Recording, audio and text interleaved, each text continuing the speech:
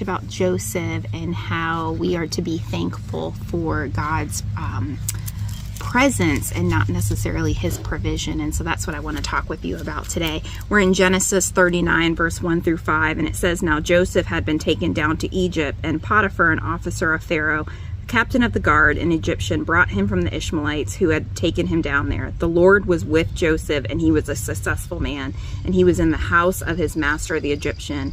And his master saw that the Lord was with him, and that the Lord made all he did to prosper in his hand. So Joseph found favor in his sight and served him. Then he made him overseer of the house, and all that he had he put under his authority. So it was from time that he had made him overseer of the house and all that he had, that the Lord blessed the Egyptian's house for Joseph's sake, and the blessing of the Lord was on all that he had in the house and in the field." We saw that the Lord was with Joseph, that he made him successful, and that he blessed all that he had. And then we know that Potiphar's wife tried to seduce him. Joseph fled from that. Potiphar's wife lied, and Joseph was thrown into prison. And so going to verse 20, it says, "Then Joseph's master took him and put him into the prison, a place where the king's prisoners were confined.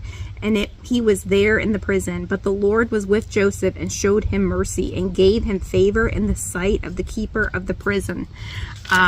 We see even with Moses back in Exodus 33:15, he says, "If your presence does not go with us, do not bring us up from here." And it's just a beautiful picture all through Joseph's life. It's repeated that God was with him, that he showed him favor, and that his presence was with Joseph. And so that's my encouragement to you, is to just be thankful for God's ever-present presence for us, that he never leaves us, that it's not dependent on our trials or our circumstances or even the blessings or provisions that are given to us, but that we are just thankful that he is with us and that his presence is with us.